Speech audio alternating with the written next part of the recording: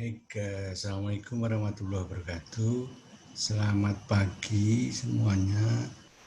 Pagi ini kita akan belajar tentang literasi kebumian.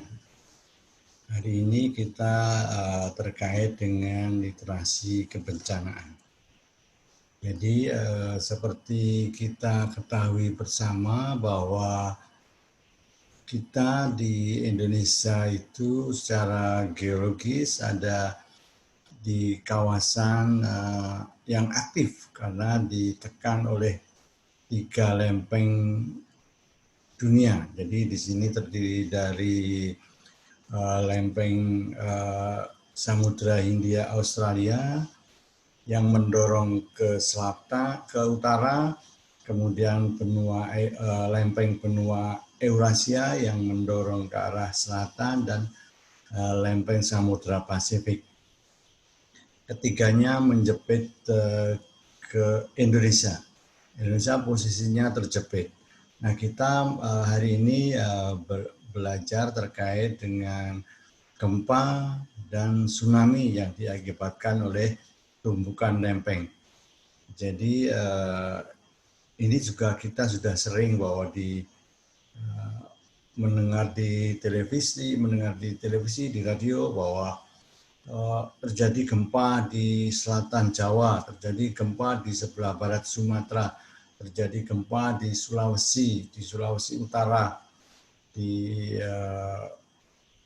Papua dan lain sebagainya. Dan itu menjadi sering kita dengar selama beberapa tahun ini. Nah, kita mau belajar terkait dengan bagaimana mekanisme gempa dan tsunami akibat tumbukan lempeng itu. Kita bisa melihat posisi misalnya sebelah kiri ini adalah lempeng Samudra Hindia, dengan sebelah kanan ini adalah Eurasia. Taruhlah ini mungkin dari Sumatera, mulai Sumatera, Jawa, Bali, Lombok dan sebagainya sampai ke Sulawesi dan lain sebagainya. Kita ambil salah satu segmen saja. Jadi seperti kita ketahui tadi bahwa ada tumbukan lempeng ke arah utara dari Samudra Hindia Australia dan bertumbukan di Laut Jawa yang kita kenal dengan palung Jawa, palung Sumatera dan lain sebagainya. Jadi ada sekitar 200 sampai 300 kilo. Kalau di Jawa itu dia sekitar 200 sampai 300 kilo letaknya palung itu. Jadi posisinya ada di sini, ini palung itu. Jadi akibat adanya saling pertekanan ini, karena material, maka sifatnya dia pun akan mengalami retak. Ini sebagai contoh retak ataupun melengkung. Jadi retaknya itu bisa mendatar, bisa ada yang memotong demikian, ada yang memotong ke bawah dan sebagainya. Jadi ini adalah sifat material bila saling ditekan, saling pertekanan, saling kompresi. Nah, jadi seperti itu. Nah, ini sama juga. Jadi ini Samudra Hindia menekan benua Asia, maka ini akan terjadi retakan yang mengikuti ini. Jadi kita lihat. Tapi yang hari ini kita mau belajar terkait dengan gempa megatrust. Jadi tekanan ini menyebabkan, nah, di sini ada suatu perubahan. Karena ada dorongan dari lempeng ini posisinya masih merekat, maka dia akan kedorong ke bawah. Kedorong ke bawah, ini menuju ke bawah. Jadi ini ada menuju ke bawah. Karena ini ada yang menuju ke bawah, maka di bagian sini ada yang bagian ini naik. Nah, jadi seperti itu, ini kedorong ke bawah.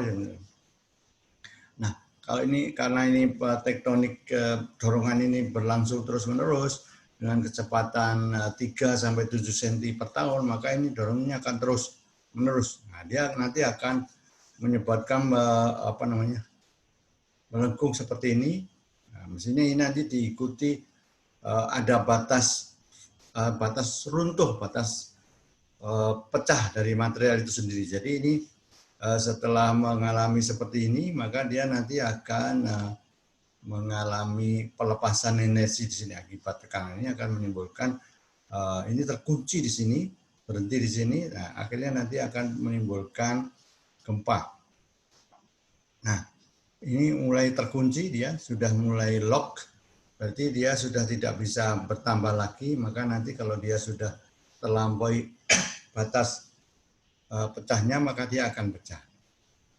Jadi, nah ini dia menunjukkan bahwa dia sudah mulai bergeser dan pecah.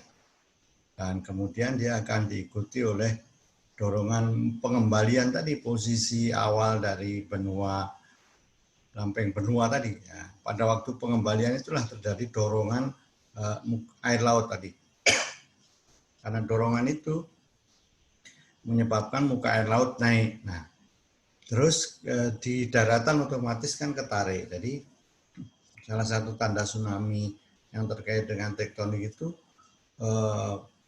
pantai, garis pantai di daratan itu masuk ke dalam laut. Jadi air laut itu surut menuju ke laut. Dan itu waktunya kalau di Jawa tadi bisa sampai 20 sampai 30 menit surutnya tadi. Baru kembali muncul tsunami. Jadi setelah itu terjadi upaya leveling atau posisi semula tadi lautan tadi. Jadi dia akan mendatarkan kembali laut tadi, akan meratakan ke posisi semula, maka disinilah ada tsunami itu yang menuju ke daratan tadi.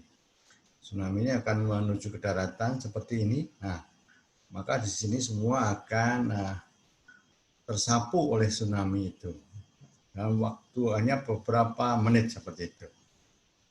Itu yang sudah ini pernah terjadi di kita banyak di Indonesia. Jadi yang pernah kita melihat semua karena videonya sangat banyak, yaitu tsunami di Aceh tahun 2004. Kemudian tahun 2011 itu lebih kelihatan lagi tsunami yang ada di Jepang. Jadi seperti itu.